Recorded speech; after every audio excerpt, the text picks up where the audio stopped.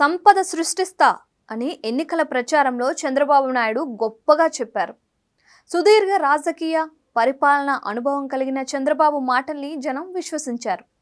అందుకే అలవి కాని హామీలిచ్చిన పెద్దాయన విజనరీగా పేరొందిన చంద్రబాబు సంపద సృష్టించకపోతారా అని జనం అనుకున్నారు. రాష్ట్రానికి రకరకాల పరిశ్రమలు క్యూ కట్టాయని, లక్షల కోట్ల రూపాయల పెట్టుబడులు వస్తున్నాయని టీడీపీ అనుకూల మీడియాలో తప్ప క్షేత్రస్థాయిలో ఏదీ కనిపించడం లేదు అన్న విమర్శ ప్రత్యర్థి పార్టీ నుంచి వస్తోంది. ఈ నేపథ్యంలో బాబు అప్పులను మాత్రం బ్రహ్మాండంగా సృష్టిస్తున్నాడు. అదే సంపద అనుకొని తృప్తి చెందాలేమో అని నెటిజన్లు అయితే విమర్శిస్తున్నారు. రానున్న మంగళవారానికి మరో 5,000 కోట్ల రూపాయల అప్పు చంద్రబాబు సర్కార్ చేయనుంది.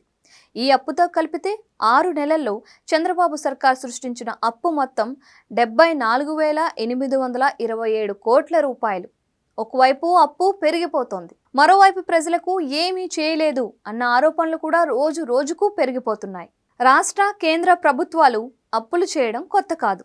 కానీ గతంలో వైసీపీ ప్రభుత్వ అప్పులపై కూటమి నేతలు వికృత ప్రచారం చేయడం వల్లే నేడు అధికారంలో ఉన్న వాళ్ళు నిలదీతకు గురి అవుతున్నారు.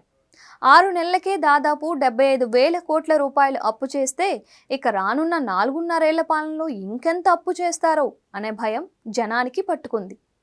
చంద్రబాబు విజనరీ అని, రాష్ట్రాన్ని అభివృద్ధి పదంలో నడిపిస్తారని ఆశిస్తే ఆచరణలో మాత్రం అందుకు భిన్నమైన వాతావరణం చూడాల్సి వస్తోంది అనే ఆవేదన ప్రజానీకంలో ఉంది.